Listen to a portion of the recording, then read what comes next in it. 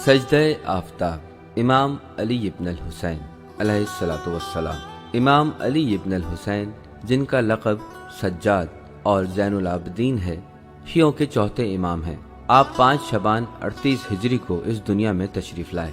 आप वाक़या आशूरा में मौजूद थे, लेकिन शदीद बीमार थे। ये बीमारी इलाही मसलहत थी ताकि जिहाद की जिम्मेदारी से आप सुबुकदोश हो जाएं और इमाम हुसैन अलैहिस्सलाम के बाद शियों का सिलसिला इमामत जारी रह सके।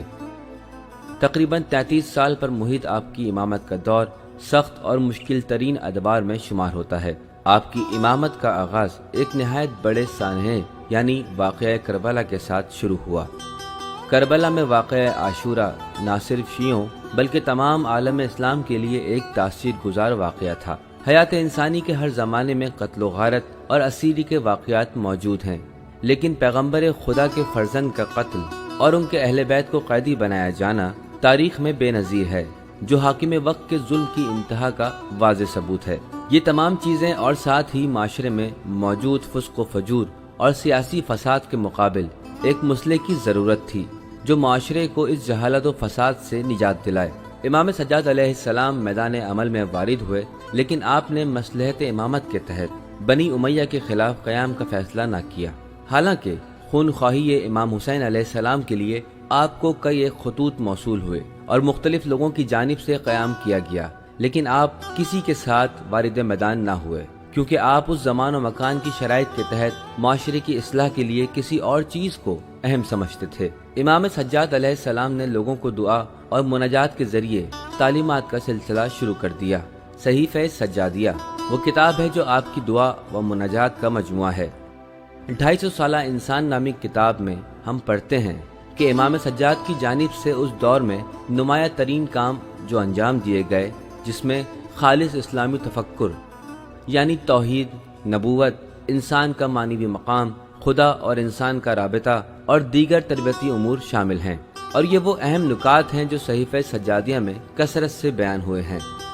आप सहीफ़े सज्जादिया को सामने रखें और दूसरी तरफ उस ज़माने के लोगों की इस्लामी अफकार को सामने रखें, तो बाआसानी मालूम हो जाएगा कि ये दोनों एक दूसरे से कितने ज़्यादा फासले पर थे। उस वक्त के जब इस्लामी दुनिया की अक्सरियत मादियात और मादी अफकार और राह रविश पर गामजन थी, यानी खलीफा अब्दुल मलिक मरवान से लेकर उसके अतराफ के उल्मा भी सब के सब दुनिया परस्ती और खुद ख्वाही में मुब्तला थे।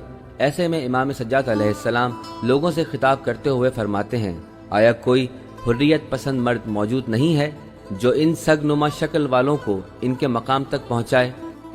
इसके अलावा इमाम सज्जाद अलैहिस्सलाम की अहम यादगारों में से एक रिसालतुल हुकूक व ज़ियारत अमीनुल्लाह और दुआए अबू हमजा सुमाली है। गो के आपने हुकूमत वक्त के मुकाबिल कोई मुसल्लहाना इक़दाम नहीं उठाया, लेकिन आपका यही तर्ज अमल यानी तालीम व तरबियत खुलफाए वक्त की शदीद निगरानी और परेशानी का बाइस बना रहा।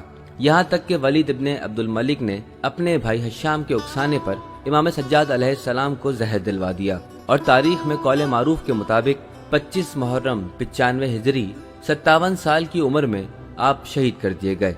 नकल हुआ है कि आपके बेटे इमाम मोहम्मद बाक़िर अलैहिस्सलाम ने आपके गुस्ल कफन के बाद बहुत ज़्यादा गिरिया फरमाया, जिसकी बिना पर असहाब ने आपसे सवाल किया तो आपने फरमाया कि जब मैं अपने वालिद बुजुर्गवार को गुस्ल दे रहा था तो मैंने आपके जिस्म अक़दस पर जालिम मुआशरे के लगाए ज़ख्मों के निशानात को देखा है, जिसकी वजह से मैं आपकी असीरी के अय्याम की याद में गिरिया कर रहा था। इमाम सज्जाद अलैहिस्सलाम का जसद मुतहर मदीना मुनव्वरा कब्रिस्तान जन्नतुल बकी आपके चचा इमाम हसन अलैहिस्सलाम के बराबर में तदफीन हुआ, और बाद में इमाम सज्जाद अलैहिस्सलाम के बेटे इमाम मोहम्मद बाक़िर अलैहिस्सलाम और इमाम जाफ़र सादिक़ अलैहिस्सलाम की तदफीन भी इसी जगह आपके बराबर में अंजाम पाई।